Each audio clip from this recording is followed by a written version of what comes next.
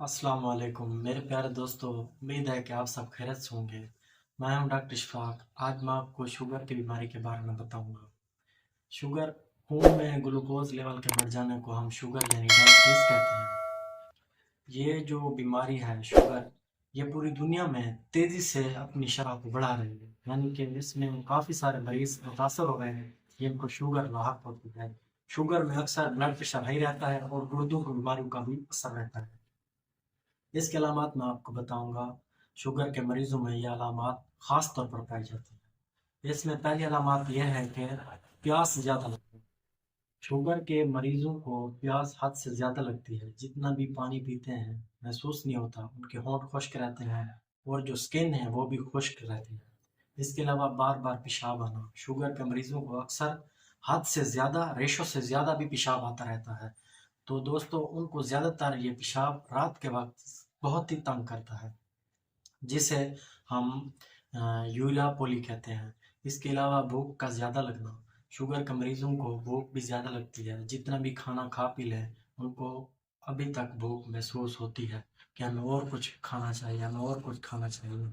इसके अलावा है आँखों का अंधापन या धुंधलापन, यानी कि शुगर के मरीजों को अक्सर यह होता है कि उनकी जो आंखें हैं उनके पीछे एक झिल्ली नुमा होती है, वो ये सब आंखों को धुंधला कर देती है, यानी कि साफ दिखाई कुछ नहीं देता। और इसके अलावा आपके आंखों के आगे अंधेरा भी छा जाता है बाज़ दफ़ा, जब शुगर लेवल हद से ज़्यादा बढ़ जाता है। तो इसके अलावा वज़न का कम होना या बढ़ना, ये भी शुगर की तरफ हमें ले जाता है। तो वज़न बढ़ने की वजह ये शुगर में बहुत ज़्यादा, यानी कि शुगर लेवल को बढ़ाने में बहुत इजाफ़ा करती है। इसके अलावा है गुर्दों की दहमी बीमारी भी शुगर की वजह से होती है, क्योंकि शुगर होने से गुर्दों को काफ़ी परेशानी का सबब बनता है। पाँव में जलन, यानी कि पाँव की जो नीचे वाली तलियाँ होती हैं उनमें जलन या तपिश रहती है। अक्सर मरीज़ ये हमें शिकायत करते हैं कि हमारे पाँव के नीचे आग सी महसूस हो रही है, यानी कि जलन महसूस हो रही है। तो वो भी शुगर के अलामात में से शामिल है।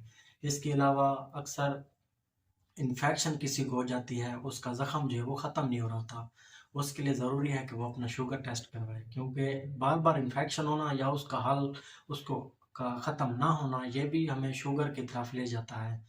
शुगर लेवल बढ़ने की वजह से जो इन्फेक्शन होते हैं या ज़ख़म होते हैं वो जल्दी ठीक नहीं होते, उनको काफ़ी टाइम लगता है। उसके अलावा आपने शुगर की टैबलेट इस्तेमाल करने के बाद भी अपनी खुराक को ठीक करके आप शुगर लेवल को कम कर सकते हैं।